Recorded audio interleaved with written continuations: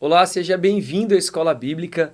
Hoje nós teremos a nossa segunda aula a respeito de um tema extremamente importante para nós cristãos, aliás, para todo cristão ao decorrer da humanidade. Nós estamos falando sobre a Bíblia Sagrada, sobre o livro propriamente dito, né? O livro composto por revelações acerca de Deus, por palavras que Deus colocou em coração de alguns homens, palavras literais de Deus, né? Homens que transcreveram aquilo que Deus colocou no coração deles, que o Espírito Santo guardou, relatos de passagens importantes.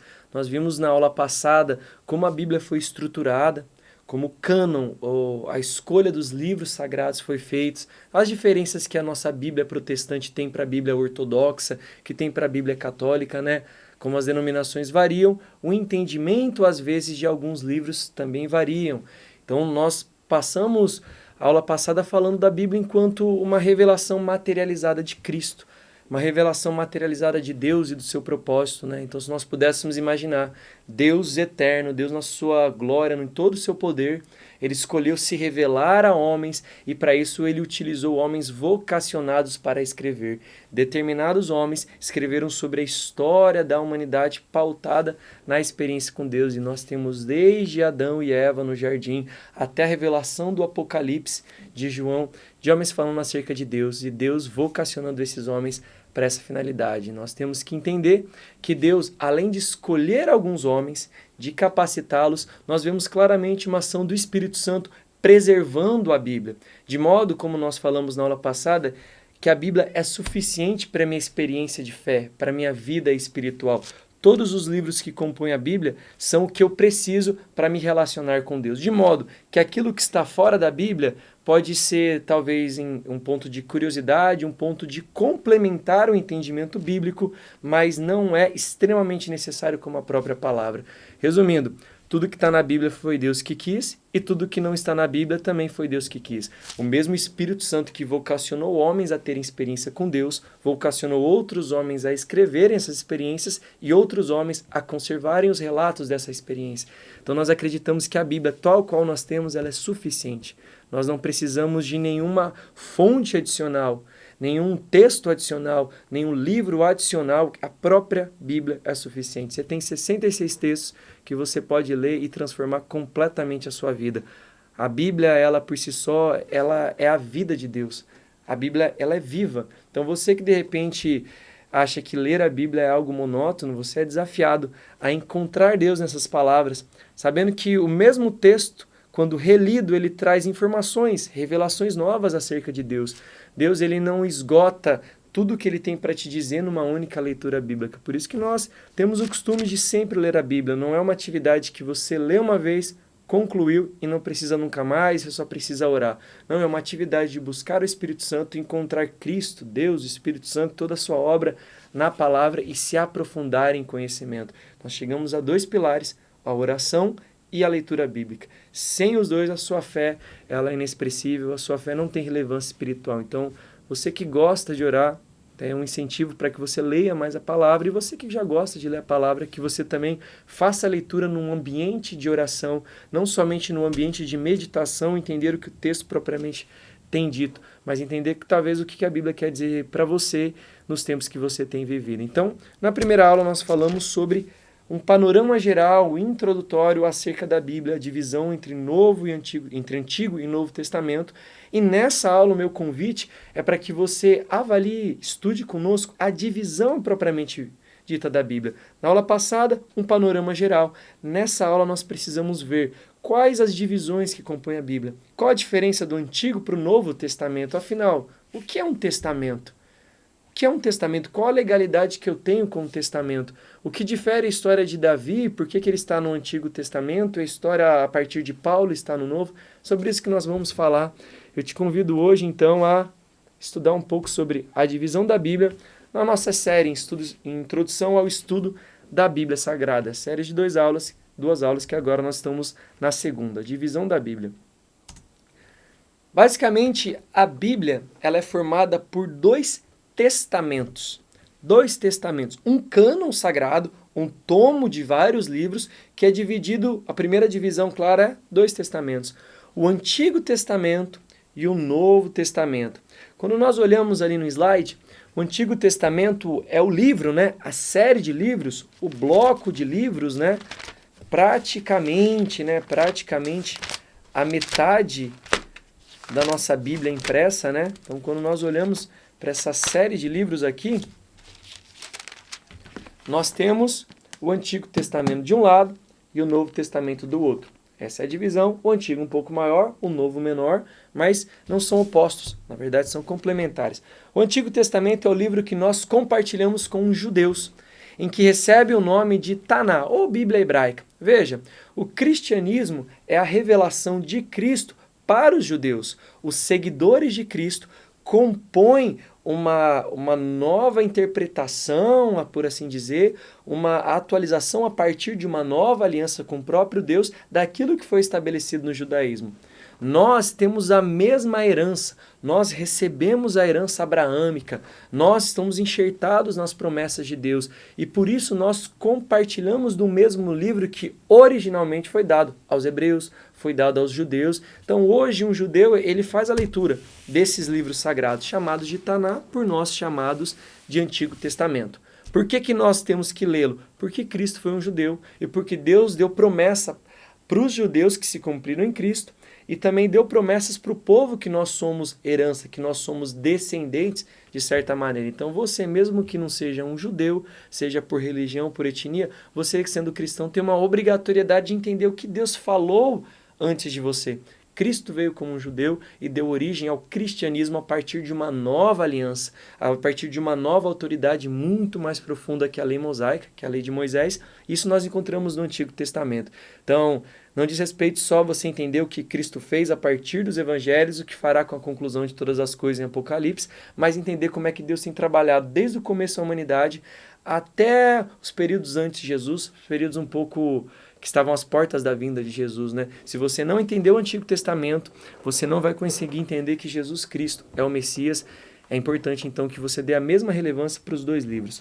O Antigo Testamento, né, como livro, ele é composto por 39 outros livros. 39 livros, a junção de 39 livros dá o livro O Antigo Testamento, dividido segundo seus estilos literários e períodos históricos.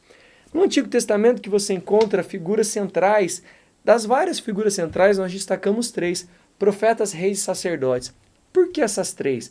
Porque a narrativa bíblica do Antigo Testamento, ela centra nas experiências que esses 3 tipos de homens, que essas 3 figuras centrais, têm com Deus. Veja, o Espírito Santo ele se apossava de 3 classes de pessoas do Antigo Testamento. Ele não fazia morada como veio fazendo no Novo, mas ele se apossava, ele usava, depois saía, mas ele fazia o uso dessas pessoas e empoderava com a unção para capacitar essas pessoas para um determinado feito. E são essas 3 pessoas, profetas, reis e sacerdotes. Então, quando nós olhamos no Antigo Testamento, de tudo aquilo que é falado, nós temos que dar uma relevância para os 3, profetas, reis e sacerdotes, pois esses são homens que Deus, entre aspas, mais usa, mais se relaciona, são homens que estão sempre nos temas principais de cada um dos 39 livros, né? No Antigo Testamento também você encontra figuras centrais, né? Personagens bíblicos, como Adão, que estava na criação de todas as coisas, na criação da humanidade, Noé, que tem a passagem da arca, né? Abraão com as promessas, Moisés, que é o grande libertador, que tira o povo da escravidão do Egito e conduz a Canaã, Davi, que é o rei segundo... que foi profetizar, né, a respeito de Cristo, é o rei que vai dar origem à linhagem de Cristo, o rei Davi, Eli, Isaías, outros profetas, enfim, há uma série de personagens bíblicos relevantes, mas você consegue diferi-los do Novo Testamento, porque são aqueles que estão na antiga aliança, na aliança que Deus fez com Moisés no Horebe. Todos esses homens estão antes ou depois, mas se relacionam direto ao evento que acontece no livro do Êxodo, que é Moisés recebendo as placas, recebendo as tábuas da aliança com Deus, e lá é formada a lei, lá é formado aquilo que é sagrado e define o comportamento do povo. Nós vamos ver um pouquinho mais disso adiante nessa aula. Em contraposição, sucessivamente, depois da antiga aliança, onde nós temos o Antigo Testamento, agora nós temos a nova aliança e um novo testamento para essa aliança. Então nós temos a antiga, que era a aliança baseada na lei de Moisés, agora nós temos uma nova aliança, um novo testamento baseado na graça de Cristo. De novo, não são opostos, são complementares. A primeira revelação na lei de Moisés, a segunda na graça. Moisés que mostrava que o homem tinha que sacrificar para ser aceito por Deus com remissão de pecados, e a novidade de Cristo é que eu não preciso mais sacrificar porque Cristo se sacrificou a meu favor. Não é um convite à libertinagem, né? Uma legalidade para pecar, mas entendendo que aqui sou eu me esforçando para me apresentar diante de Deus, e aqui com Cristo, Deus com a sua misericórdia se apresenta diante de mim e me constrange.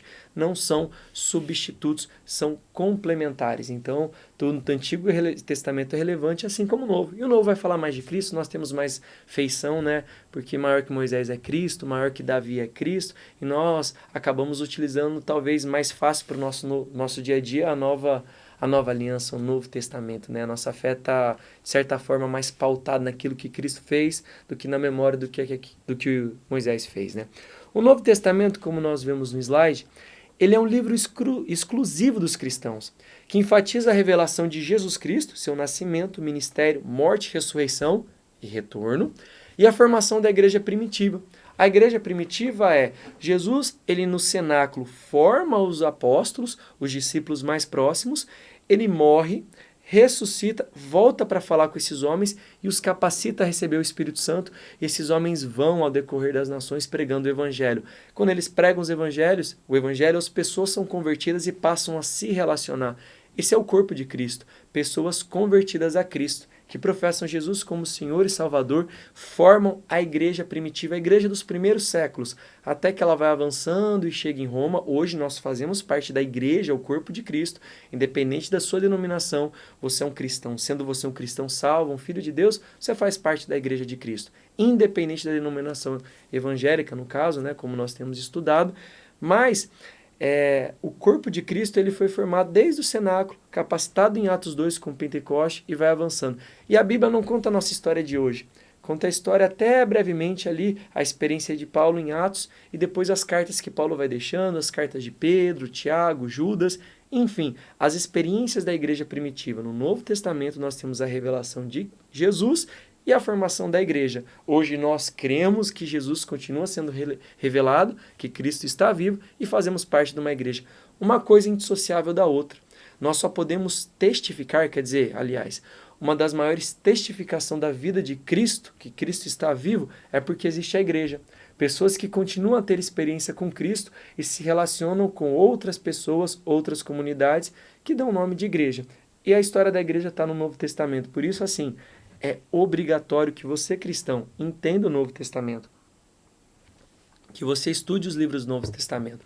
Figuras centrais no Novo Testamento, a principal, Jesus Cristo como Deus encarnado. Jesus não era só um profeta, não era só um rei, não era só um sacerdote, né? Segundo alguns entendimentos que nós podemos ter, Jesus era o Deus encarnado, o Deus que saiu da sua glória e foi reconhecido em figura humana. Então Jesus é a figura central, mas além de Jesus nós temos os apóstolos e os discípulos. Apóstolos, os discípulos principais, contando com Judas, que depois é substituído por Matias, e os discípulos. E os discípulos, todos aqueles que seguiram Jesus, que confessaram Ele como Senhor e Salvador e foram testemunhas da vida de Cristo. Personagens bíblicos para você se reconhecer nos textos: João Batista, o último profeta, que vai preceder o caminho de Jesus com a ministração dele, a pregação a respeito do reino dos céus estar chegando, próprio Jesus Cristo. Outros homens como Pedro, Tiago, João, Paulo, e aí nós temos uma centena. Mateus, Marcos, temos Lucas, nós temos Judas que escreve um livro bíblico, né?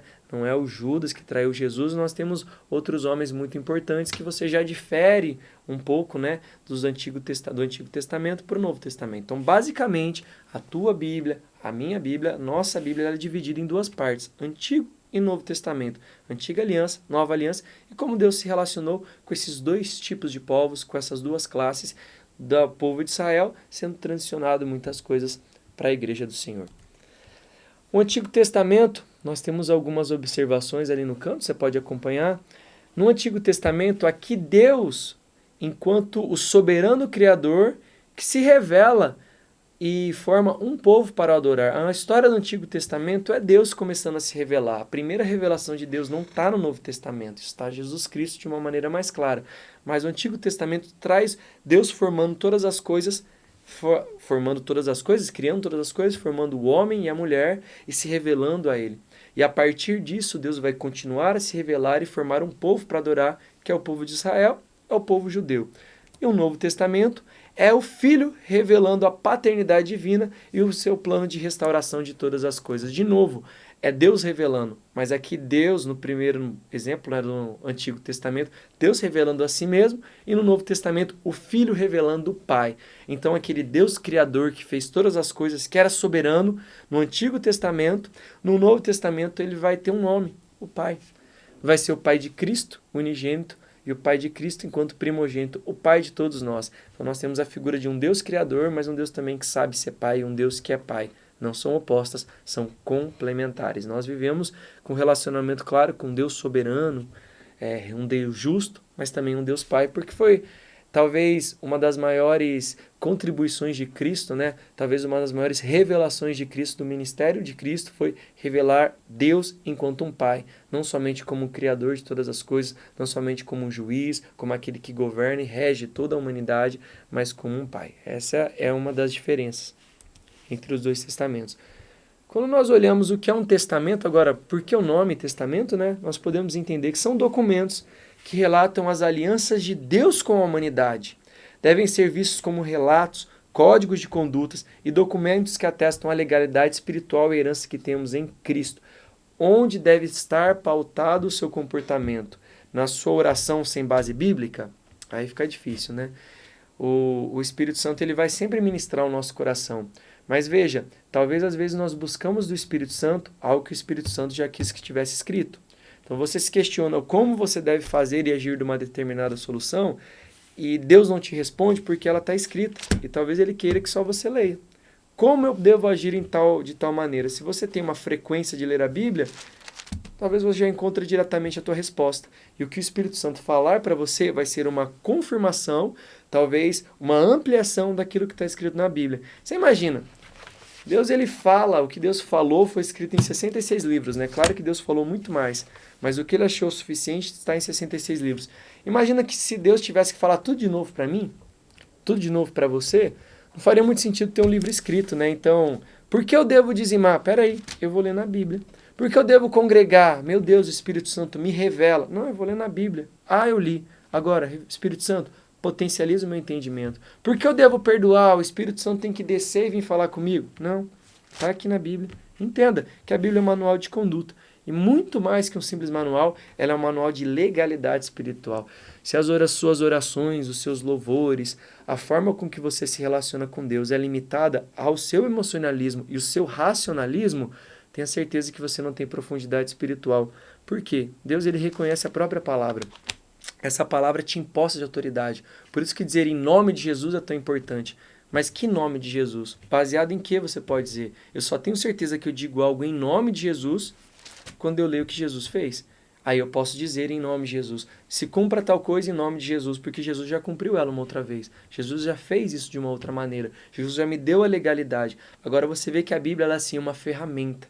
É uma arma, é uma estratégia espiritual. Você não chega no reino espiritual sem nada. Você chega pautado na Bíblia, em nome de Jesus. Então fica um convite, não somente para um conhecimento da vida de Cristo, de tudo o que aconteceu, mas de uma profundidade espiritual. Homens sem conhecimento bíblico, eles sempre serão homens rasos espiritualmente, é condicionado. Você pode orar a sua vida inteira, mas se você nunca ler um versículo bíblico, sua profundidade espiritual vai ser extremamente rasa. Nós não devemos ficar competindo entre a leitura bíblica e a oração. Como o Antigo Testamento, o Novo Testamento é complementar ao Antigo, a oração é complementar à palavra. Então você também não pode entrar num duelo de disputas. O que eu faço? Faço os dois. Leia a Bíblia orando. Você resolve as questões, né? Os testamentos apresentam a progressiva revelação de Deus, culminando na afirmação de Cristo. Então, é só um exemplo de uma máxima que nós poderíamos encontrar em toda a Bíblia, né? Jesus dizendo, tudo me foi entregue por meu Pai. Ninguém conhece o Filho, ele Cristo, né? Senão o Pai, o Deus Pai Criador. E ninguém conhece o Pai senão o Filho, e aquele a quem o Filho o quiser revelar. O que Cristo está dizendo é que o pai e o filho têm um relacionamento muito profundo e de intimidade como ninguém antes teve. Ninguém antes se relacionou com Deus da forma que Cristo se relaciona e ninguém nunca se relacionou com Cristo da forma com que Deus se relaciona. E o mais interessante é saber, e aquele a quem o filho quiser revelar. Você só vai ter conhecimento de Deus assim que Cristo revelar para você. Você só vai ter conhecimento de Deus quando você tiver uma revelação a partir do que está escrito. E ninguém conhece o Pai, senão o Filho é aquele a quem o Filho o quiser revelar. Existe um caminho para nós encontrarmos Deus, Jesus Cristo. Por isso, quando nós lemos a Bíblia, nós olhamos para o Novo Testamento e vai fazendo sentido o Antigo Testamento. Se nós não precisássemos do Novo Testamento, nós seríamos judeus muito convictos que vivem a Taná, que vivem o Antigo Testamento. Mas como nós entendemos em Mateus 11, 27, Jesus quis revelar o Pai. Jesus quis revelar para você o Pai. Então, se você não entende, tem uma experiência com Cristo, a revelação que você tem de Deus, ela é inexistente. Você vai saber de Deus a partir de histórias, a partir de contos, mas não vai ter um entendimento espiritual. Por quê? O Filho e aquele a quem o Filho quiser revelar.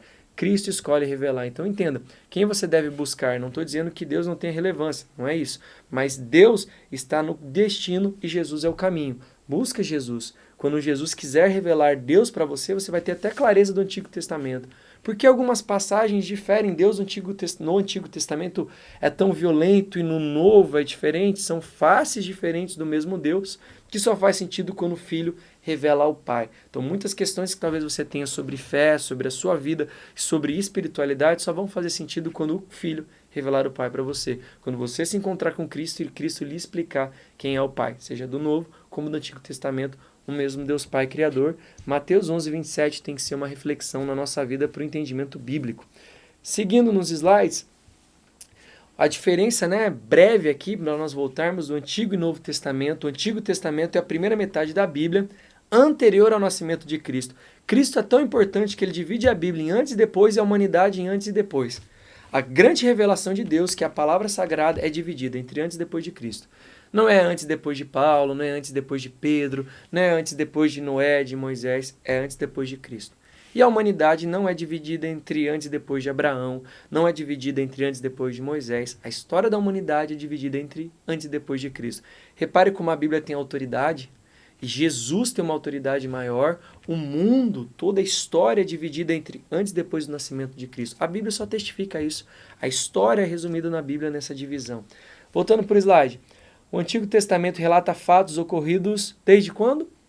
Criação do universo, ou criação do cosmos, em grego, em Gênesis, até a última profecia de Malaquias sobre o envio do profeta Elias, que, de certa maneira, se cumpre séculos depois com João Batista. Então, o Antigo Testamento que nós temos em mãos, que você tem em mãos, se você estiver com a Bíblia aberta e quiser folhear, o Antigo Testamento ele é dividido aqui, então, entre o livro do Gênesis, o livro da criação, até a última profecia de Malaquias, no capítulo 4, sobre o sol da justiça. Isso aqui é o Deus revelando no Antigo Testamento, as coisas são criadas e a profecia a respeito da vinda daquele que precederia Cristo, do Elias, profeta Elias, que era João Batista, aparece. O Novo Testamento, então, se a ênfase do Antigo Testamento era Deus formando um povo escolhido para o adorar, o Novo Testamento tem a vida de Jesus Cristo como ponto central e, ao decorrer dos livros, evidencia o plano de redenção sendo estendido para todos os povos da terra. Aqui Deus forma Israel, o povo de Israel, o homem Israel que dá origem às 12 tribos. Deus forma esse povo, ensina como ele próprio Deus tem que ser adorado para que haja relacionamento com ele. Já aqui com Cristo, é Deus vindo para a humanidade, tendo uma experiência terrena, e os evangelhos, os outros livros vão mostrar como nós devemos nos relacionar com Cristo e qual o plano de salvação. Como Deus quer remir, Ele quer tornar redentiva a terra, como Ele quer salvar a terra e os povos que compõem a terra. No final de todas as coisas, na conclusão, no final de Apocalipse, você vai ver que a terra ela vai ser alterada. O estado que nós vemos hoje da terra é uma terra muito bela e próspera. É uma terra abundante, da terra, do planeta que nós temos, mas com o retorno de Cristo, nós vamos voltar ao padrão do Éden. A terra vai ser remida. E esse plano fica evidente quando nós lemos, principalmente com a ótica de Cristo, estava desde a criação do mundo até a conclusão de todas as coisas, né? Então o plano vai sendo revelado com a centralidade em Cristo, e a salvação que no Antigo Testamento estava limitada e condicionada aos judeus, no Novo Testamento vai ser espalhada aos gentios. Você não é judeu, você é um gentio como eu, e nós temos acesso às promessas dos judeus, porque Cristo se entregou tanto para os judeus como os gentios. Então, a salvação no Novo Testamento ela não é mais limitada ao judaísmo, ela é expandida a todos aqueles que crerem que Jesus como Senhor Salvador, independente da condição étnica. Não precisa ser judeu, tem que crer em Cristo. Quando nós olhamos o Antigo Testamento, nós temos uma divisão de quatro tipos, né? Há 4 séries de livros, né? Há 4 formas de dividir ali aquela série de livros do Antigo Testamento. O primeiro bloco de livros é o Pentateuco, que é a Torá para os judeus, né? Conta os 5 primeiros livros da Bíblia, consiste nos 5 primeiros livros da Bíblia, de Gênesis a Deuteronômio. O termo hebraico original é Torá, que significa lei, instrução ou ensino, né? O ensino de Deus, a instrução para o povo. Foi escrito por Moisés, relatando toda a criação divina, né? Moisés foi o autor de Gênesis. A história dos patriarcas, o período de escravidão no Egito e o êxodo até a Terra Prometida. Depois do Pentateuco ficou um escrito errado, né? No 2 não é Pentateuco, são os livros históricos. Os livros históricos, né, começam em Josué, relatam fatos ocorridos após o livro de Deuteronômio, ou seja, após a morte de Moisés, sendo composto por 12 livros. De Josué a Ester, conta a história, as seguintes histórias. Primeiro ponto, a entrada de Israel na Terra Prometida de Canaã, sob o domínio de Josué. Agora nós estamos no segundo ponto. A vida de Israel na Terra Prometida sob os juízes e a transição para a monarquia, que vai vir com Saul, com Davi e depois Salomão. A divisão da nação em 2 reinos rivais, Israel e Judá, e a vida em ambos. Quarto, a queda e o exílio de cada reino, que vão para a Babilônia. O quinto, a vida na Babilônia. E o sexto, o retorno de Judá do exílio, só voltam a uma tribo, né? Então os livros históricos, né, eles contam a história desde Josué, quando o povo é desafiado a derrubar as muralhas e tomar posse da terra prometida, da terra de Canaã, até o livro de Ester, quando Deus dá o nome de judeu ao seu povo, né? Então, esses livros contam a história do que homens viveram conforme o que Moisés deu no Pentateuco. Moisés dá a lei, esses homens vão viver nos livros históricos. E aí você vai ter uma referenciação de como era o padrão de vida daquela época.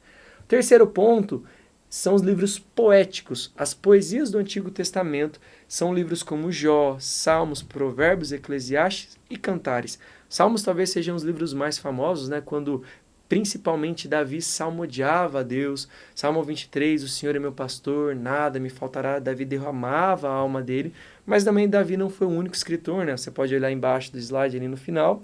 Foram compostos por diversos autores, em que podemos destacar o próprio Davi, mas também Salomão. Salomão escreveu salmos, Moisés escreveu alguns salmos, e Salomão mesmo, talvez como uma herança que Davi deixa, além de conseguir salmodiar, ele escreve outras poesias, como Provérbios, um livro de muita sabedoria, também como Eclesiastes, e o livro de Cantares, que tem toda uma perspectiva de tipificar o retorno de Cristo, Cristo se relacionando com a sua noiva, assim como o noivo e a noiva, né, de Cantares se apresenta. Então, 3 primeiras séries de livros do Antigo Testamento, e a última são os livros proféticos, depois os poéticos, os proféticos. Quem eram os profetas do Antigo Testamento? Eram os porta-vozes de Deus. Eram os homens encarregados em dizer o que Deus queria, ajustando a perspectiva da lei de Moisés para a realidade. Se o povo não cumprisse a lei, vinha um profeta e chamava o povo ao arrependimento. Se o povo cumpria a lei, vinha um profeta e incentivava o povo a continuar em santidade. Então os reis, eles organizavam a sociedade para manter uma conduta coerente com a lei. Os sacerdotes levavam o povo a cumprir a lei pelos rituais litúrgicos, e os profetas ajustavam toda a movimentação, regulando espiritualmente. Por isso que os profetas são os porta-vozes. Nós podemos dividir essa série de profetas bíblicos entre 2 tipos, os maiores e os menores. Quer dizer que maiores, uns são melhores que os outros? Não necessariamente. Quer dizer que alguns homens escreveram mais que os outros. Isaías, Jeremias, Lamentações, que é de Jeremias, Ezequiel e Daniel, são os profetas maiores, os livros maiores da Bíblia, né? Claro que nós temos que dar uma atenção específica para Isaías, que ele fala mais sobre Cristo do que qualquer outro livro do Antigo Testamento. Então, se você quer encontrar Cristo no Antigo Testamento, qualquer livro para você é útil, mas Isaías você vai ter mais atenção. Ele foi o profeta que mais profetizou acerca de Jesus Cristo. Grosso modo, nós podemos dizer que Isaías é o evangelho do Antigo Testamento. Você vai encontrar muita informação profética de Cristo em Isaías. E os profetas menores, de Oséias, Malaquias, livros mais curtos, reflexões mais rápidas, também profundas, mas de menor expressão que os profetas maiores. Dentre os livros do Antigo Testamento, o livro que mais contém profecias messiânicas é o de Isaías, como eu disse. Podemos considerar esse livro como uma espécie de evangelho do Antigo Testamento, pois seus textos são citados diretamente no Novo Testamento aproximadamente 65 vezes, e seu nome cerca de 20 vezes. Então quer dizer que no Novo Testamento, direta e indiretamente, eu vou encontrar 65 passagens do profeta Isaías, e o nome dele sendo citado cerca de 20. Não existe tanta referenciação, tantos hiperlinks entre o Antigo e o Novo Testamento, quanto com Isaías. Então imagina, Espírito Santo, Cristo, e os discípulos falaram muito mais de Isaías do que falam de Abraão, do que falam de Moisés, do que falam de Jacó, do que falam, Israel no caso também, do que falam de Adão. São homens relevantes, mas o mais citado no Novo Testamento é Isaías, e o personagem também muito citado no livro de Isaías, de uma maneira profética, é Jesus Cristo. Então é fundamental para entender o Novo Testamento que você leia o livro do profeta Isaías. Seguindo agora para o Novo Testamento, saindo da aliança que Deus fez com o povo de Israel, com o povo judeu, que depois Deus vai colocar um véu para que esse povo também não entenda completamente o Novo Testamento, não entenda completamente a nova aliança. A perspectiva de Deus não era condenar os judeus, mas fazer com que a graça de Cristo e a misericórdia não ficassem presas no judaísmo. O cristianismo, a revelação da graça de Cristo, não é uma atualização do judaísmo, mas é a salvação rompendo os limites do judaísmo. Antes, o judeu se relacionava com Deus e era salvo. Quando Deus revela Cristo e coloca um véu, os judeus continuam a acreditar que somente a lei salvava. Mas aqueles que receberam Cristo veem que existe algo muito maior e a salvação agora é condicionada a crer em Cristo, não mais em cumprir a lei. Não quer dizer que nós não tenhamos que cumprir a lei, mas a salvação é determinada pelo Cristo que eu creio, mais do que o sacrifício que um judeu fazia. Veja, foi fundamental que a nova doutrina, por assim dizer, a nova hermenêutica, a nova forma de ver o mundo, a nova revelação espiritual, rompesse com os limites de Jerusalém e de Israel. E agora a salvação não está mais presa ali no templo, naqueles que adoram Deus naquele lugar, mas vai sendo expandida. E o Deus que se manifestava no templo, ele vai se manifestar em outras nações. O Novo Testamento é a nova aliança e evangelho diz respeito a isso. É a boa nova sendo comunicada ao decorrer das nações. Em determinado momento no livro de Atos, Jesus aparece para Paulo e fala assim, da mesma maneira que você foi para Jerusalém, agora você precisa ir para Roma. Isso nos mostra que, da mesma maneira que a salvação estava em Jerusalém, a capital e a sede espiritual do judaísmo, ela deveria ir para Roma, a capital e a sede espiritual, de certa maneira, daquele mundo romano, onde era a sede do império. Jesus está falando, Paulo, salvação que estava em Jerusalém, como você esteve em Jerusalém, agora ela tem que caminhar por todas as nações, ela tem que ser representada em todas as nações. Cristo usa os gentios, para falar dos gentios, ele usa o termo, a localidade Roma. Então, Paulo, a salvação que estava em Jerusalém, ela tem que ir para as nações. E ela chegou até você, chegou até mim, porque uma vez saiu de Jerusalém e foi para Roma, foi simbolicamente para Roma, foi para todas as nações. Evangelhos são as boas novas.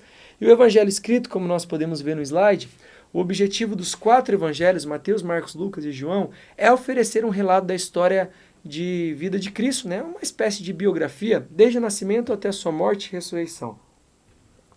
Então, se você quiser saber o que literalmente Cristo fez, você vai abrir Mateus, capítulo 1, versículo 1, o livro da genealogia de Jesus Cristo, filho de Davi, filho de Abraão, até a conclusão dos evangelhos, no evangelho de João, capítulo 21, capítulo 21, que diz, este é o discípulo que dá testemunho a respeito dessas coisas e que a escreveu, e sabemos que seu testemunho é verdadeiro. Ele vai falando das coisas que Cristo fez, Aqui você vai saber a literalidade do que Cristo fez, isso é fundamental. Não dá para ser cristão se não ler os evangelhos, isso é irrevogável. Então eles apresentam desde o nascimento, ministério, morte e ressurreição de Cristo.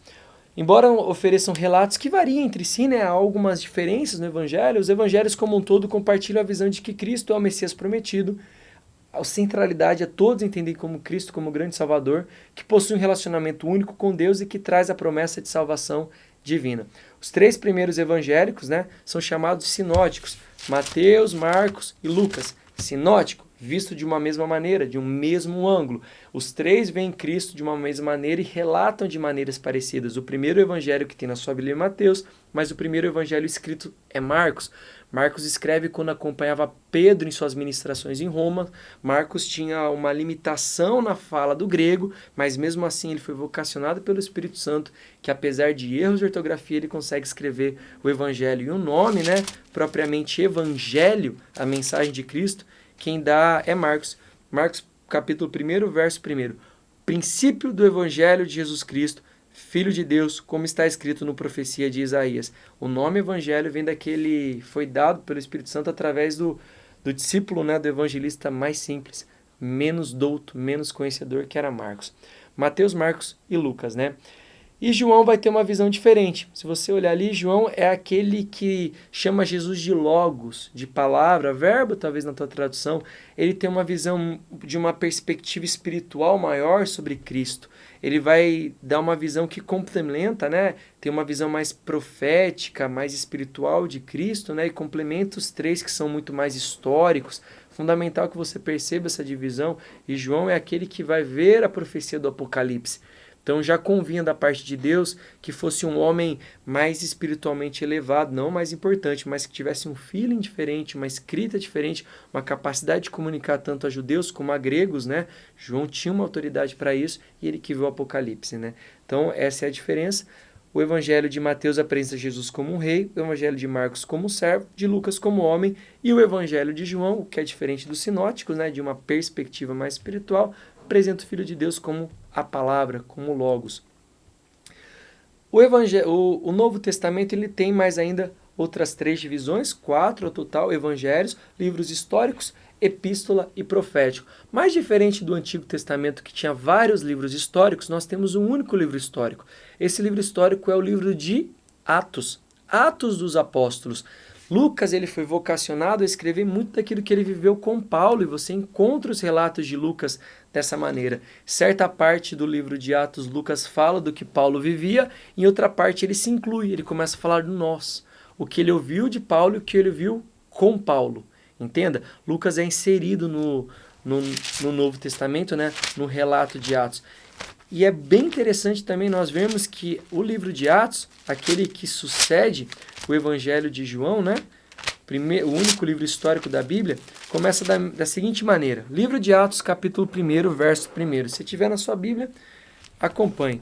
Escrevi o primeiro livro, ó Teófilo, relatando todas as coisas que Jesus começou a fazer e ensinar. 2 livros Lucas escreveu, o primeiro o Evangelho de Lucas e complementar o livro de Atos. Primeiro o que Jesus começou a fazer e ensinar, e depois o que Cristo faz com que a igreja faça e ensine. Cristo no seu ministério e Cristo vivendo pelo ministério da igreja. Naquele contexto, provavelmente esses 2 livros foram escritos um logo depois do outro e foram difundidos na igreja de uma maneira complementar, de modo que aquele indivíduo que recebesse essas 2 séries, né, essa série de 2 livros, tinha uma revelação muito completa de Cristo e da igreja, né? Então Lucas tem um trabalho muito interessante. E o nome Teófilo, né? Nós temos 2 possibilidades para quem Lucas direciona esses 2 livros. Teófilo pode ter sido tanto um judeu convertido, né? Um judeu de fala grega, um judeu helênico, né? Alguém que teve uma criação grega, né? Que foi de uma genealogia grega, mas professava uma fé judaica, que Teófilo é um nome grego, como também pode ter sido uma figura de linguagem que Lucas utilizou para se referir a cada um de nós.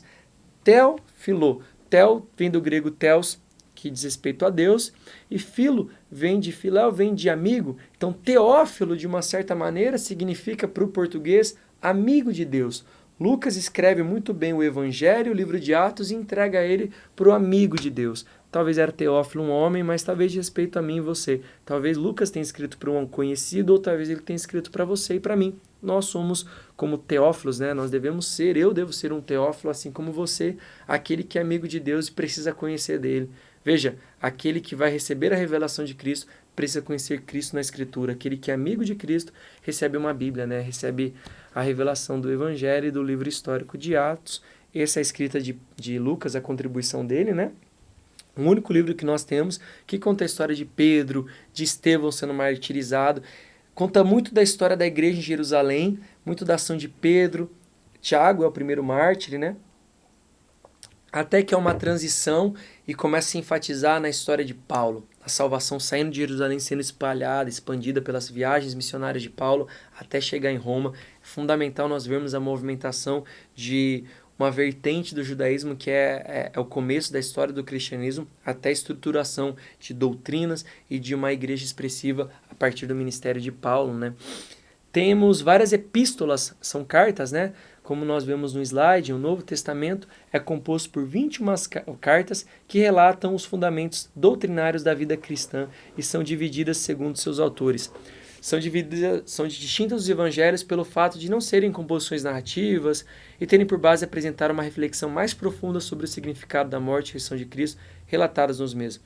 Existem dois tipos de epístolas, né? Paulo é tão relevante que nós podemos dividir algumas só deles, né? As epístolas paulinas, escritas por Paulo e destinadas às igrejas ou pessoas específicas, foram escritas ao decorrer de seu ministério missionário em várias localidades. Correspondem ao livro de Romanos até Filemão. Então, você vai avançando na tua Bíblia, depois de Atos dos Apóstolos, você vai entrar no principal livro doutrinário do Novo Testamento, o livro de Romanos. Fala muito sobre doutrina, é como se fosse um evangelho de Paulo, né? Você pode entender assim. Paulo vai avança, escreve muito, Paulo produz muita coisa, até o finalzinho do livro que ele manda a Filemão, que é posto aqui. O último escrito foi 2 Timóteo, né? Mas a nossa Bíblia tem Filemão. Tudo isso aqui foi escrito por Paulo. Além de Paulo, nós temos contribuições com livros de outros autores. 3 foram escritas pelo apóstolo João, 1ª, 2ª e 3ª João, 2 por Pedro, 1ª e 2ª Pedro, 1 por Tiago e 1 por Judas, e outra de um autor desconhecido, o livro de Hebreus. Até hoje nós não sabemos quem foi o autor desse livro, o livro de Hebreus, um livro muito fundamental no judaísmo. É como se fosse uma tentativa deste autor desconhecido de explicar a graça por meio da lei. O livro de Hebreus traz uma propriedade muito grande sobre o judaísmo para revelar a graça.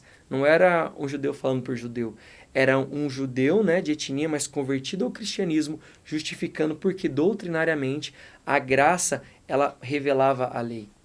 A lei revelava a graça.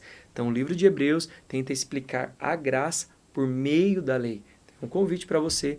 O livro de Hebreus chegou até nós de uma maneira absurdamente protegida pelo Espírito Santo. Até hoje nós não temos certeza de quem escreveu, há várias teorias. O fato é que foi preservado porque muitos homens, por uma ignorância permitida pelo Espírito Santo, acreditavam que era de Paulo. Então o livro de Hebreus não foi escrito por Paulo, ou talvez foi, né? Mas nós não podemos ter certeza de quem foi. Hoje a convicção é que o autor é desconhecido, mas a igreja foi preservando porque achou que era uma das cartas de Paulo e depois vai chegar à conclusão que não era, mas talvez no primeiro momento ali Deus usou essa estratégia para ser preservado no cânon bíblico, porque eles achavam que era de Paulo, e Paulo era uma das maiores autoridades para aquela época, né? De escrita, ele era a maior autoridade, e a doutrina cristã, sua prática de conduta é muito mais definida pelas cartas de Paulo do que qualquer outro apóstolo, né? Outro escritor. Por fim, para nós concluirmos a nossa aula e concluirmos o estudo da Bíblia, nós temos o livro que destoa de todos aqueles. Da mesma maneira que Atos é o único livro histórico, o Apocalipse é o único livro mais profético da Bíblia. Apocalipse não é sinônimo de profecia. Atenção. O Apocalipse é uma revelação de algo que está estabelecido na eternidade. Nós temos 2 escritores apocalípticos. Nós temos João, que vê uma porta aberta no céu e se relaciona com Jesus Cristo, que mostra as coisas que haveriam de ser e as que foram estabelecidas como o culto eterno. Então, João tem uma visão apocalíptica, ele é um apóstolo apocalíptico, mas também Paulo é um apocalíptico porque ele chega ao 3º céu. Paulo tem uma experiência que não é natural e terrena como os outros apóstolos tiveram. Ele é levado ao 3º céu, arrebatado, ele não sabe explicar como, mas ele vê coisas inefáveis. A diferença é que Deus leva Paulo para este lugar, não explica nada para Paulo, né? Quer dizer, explica, mas orienta Paulo a não explicá-las, porque elas foram extremamente complexas. Paulo vê coisas inefáveis que não consegue descrever. Deus permite uma ignorância devido à profundidade da revelação de Paulo, mas ele vive de uma maneira intensamente profunda. E já com João, que tem uma movimentação não tão expressiva como Paulo, ele tem a revelação do Apocalipse e escreve. João vai escrever, Paulo vai ver, fica impactado e não encontra maneiras de descrever, mas a sua vida escreve e testifica da revelação que ele teve. Já João tem uma revelação e profundamente transcreve essa revelação, e você vai ter no Apocalipse. Veja então, Apocalipse é uma revelação de uma realidade já estabelecida. 2 apóstolos apocalípticos, João e Paulo. E Apocalipse significa literalmente isso, revelação. Na época da igreja primitiva, o livro de Apocalipse ele era chamado Revelações de João. Depois foi sendo traduzido para Apocalipse de João e hoje nós temos como Apocalipse. Mas originalmente era o Apocalipse de João, as revelações de João, devido à intensidade do que ele viu. Então, além também de entendermos que as profecias são importantes, mais importante é entendermos que existe um culto celestial estabelecido, onde o Cordeiro de Deus, Jesus Cristo, é adorado por todos aqueles que creem nele, que tem seu nome escrito no livro da vida. Olhando para o slide, para nós encerrarmos, o livro de Revelações de João, chamado de Apocalipse, relata um descerramento das forças espirituais invisíveis que operam nos bastidores da história e controlam seus acontecimentos e sequências. Essas revelações são transmitidas em uma série de visões simbólicas. O livro também é profecia, né? Certa parte dele é extremamente profético, não apenas como predição divina dos acontecimentos futuros, mas também como diagnóstico divino da situação presente. Naquele contexto, João vai ver coisas que vão acontecer e Deus vai dar uma interpretação das coisas que aconteciam. Por isso que várias vezes no Apocalipse de João, você vai encontrar referências à Babilônia, a Jerusalém e a Roma. E às vezes até a visão que João tem de Jerusalém é uma visão muito pesada, porque ele está convergindo nas 3 cidades a idolatria religiosa. Então, para não falar abertamente de Roma e ser perseguido e a carta ser destruída, Deus permite que João falasse da Babilônia. Um oficial do romano, veria aquele texto e não encontraria muito problemas, porque o judeu tinha problema com a Babilônia, pois o povo foi para o exílio babilônico. Ele deixaria passar, não faria uma censura. Agora, se ele visse escrito Roma, haveria um problema muito maior. Então, quando você lê, quando falar sobre Babilônia no Apocalipse, está se referindo a Roma, a sede da idolatria, das potestades, daquilo que era inefável para a igreja. E por coincidência, é para lá que Deus manda Paulo, é para lá que Deus manda a igreja. A igreja tem que chegar a Roma. E o livro de Apocalipse nos mostra como as coisas eram, são e haverão de ser na eternidade. Para concluir a nossa aula, quero concluir com o final mesmo, né? Com a quase conclusão do livro do Apocalipse, Apocalipse 22. Jesus restaurou todas as coisas, Jesus concluiu, então essa é uma profecia daquilo que vai acontecer, né? A realidade estabelecida na eternidade vai descer e nós viveremos ela. Apocalipse 22, 20 diz: aquele que dá testemunho dessas coisas diz, certamente venho sem demora. Jesus dizendo, certamente venho sem demora. A resposta é amém, vem Senhor Jesus. A graça do Senhor Jesus esteja com todos vocês. O livro do Apocalipse é encerrado com a igreja dizendo, vem Senhor Jesus, Maranata, vem Senhor, nós desejamos que o Senhor venha, nós desejamos que o Senhor volte. Então esse é o Novo Testamento, Jesus nascendo nos Evangelhos e Jesus retornando no Apocalipse. E o que acontece no meio disso é todo o Novo Testamento com várias histórias e várias relevâncias espirituais que tem para a sua vida. Essa foi a nossa segunda aula, então nós encerramos aqui um estudo sobre a Bíblia, um estudo extremamente introdutório, que ele tem que redundar em você mesmo estudar a Bíblia, você mesmo em querer conhecer mais, tanto de um ponto de vista histórico, de como foi formado esse livro, o que significam as palavras no original, a diferença entre as traduções bíblicas, aquelas mais novas com as mais antigas, mas principalmente encontrar Deus na palavra, encontrar Jesus Cristo na palavra. Você tem que orar para o Espírito Santo te revelar Cristo, porque sem a revelação do Espírito Santo, é só um livro de histórias que daqui a pouco você pode estar entediado por ler. Mas se você entender que essa aqui é a vontade de Deus para a sua, para a minha, para a nossa vida, e que Cristo se revela a partir dela, e que as profecias se cumprirão, você precisa usar essa Bíblia para pautar a sua vida e aguardar o retorno de Cristo. Essa foi o encerramento, né? Esse foi o encerramento das nossas 2 aulas. Espero que você tenha sido encorajado e comissionado a estudar a Bíblia. E nós aguardamos para as próximas aulas.